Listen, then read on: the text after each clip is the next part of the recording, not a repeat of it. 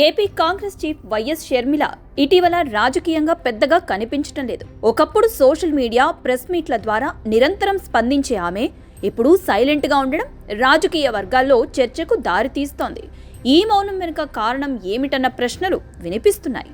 Congress party ఆమె స్థానంలో మార్పు ఆలోచనలో ఉందా, లేక ఆమె తన సోదరుడు వైఎస్ జగన్మోహన్ రెడ్డితో రాజకీయంగా సర్దుబాటు చేసుకున్నారా అనే అనుమానాలు వ్యక్తమవుతున్నాయి. గతంలో సమకాలీన అంశాలపై వెంటనే స్పందించే షర్మిల ఇటీవల కాలంలో రాజకీయ ప్రకటనలు చేయటం లేదు, ప్రెస్ మీట్లు కూడా నిర్వహించటం లేదు. దీంతో ఏదో కీలక పరిణామం జరుగుతోందన్న భావన బలపడుతోంది. షర్మిల నాయకత్వంపై మార్పు ఉండవచ్చన్న ప్రచారం ఒకవైపు నడుస్తుండగా, మరోవైపు రాయలసీమ కేంద్రంగా కొత్త రాజకీయ పార్టీ ప్రారంభిస్తారన్న టాక్ కూడా వినిపించింది.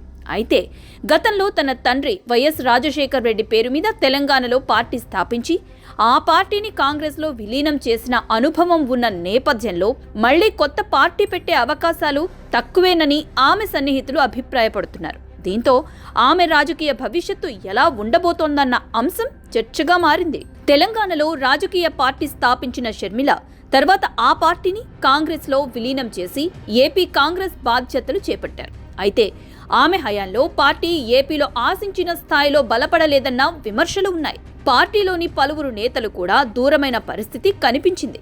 ఒక దశలో కాంగ్రెస్ పార్టీని ఏపీలో తిరిగి పుంజుకుంటారని అంచనాలు ఉన్నప్పటికీ ఆ స్థాయిలో ఫలితాలు కనిపించలేదనే అభిప్రాయం వ్యక్తమవుతోంది.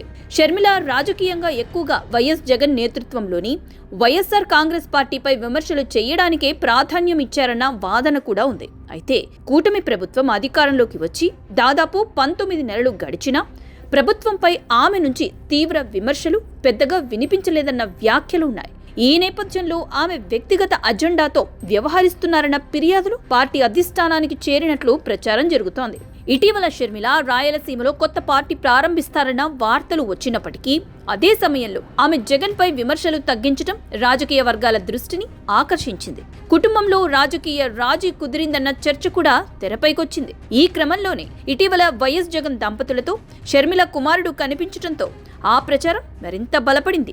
ఆ తర్వాత నుంచి షర్మిల రాజకీయంగా మరింత సైలెంట్ గా ఉండటం గమనార్హం. ఈ పరిణామాలన్నింటినీ కలిపి చూస్తే ఆమె రాజకీయంగా యూటర్న్ తీసుకున్నారా, లేక ఇది తాత్కాలిక వ్యూహమా అన్న ప్రశ్నలు తలెత్తుతున్నాయి.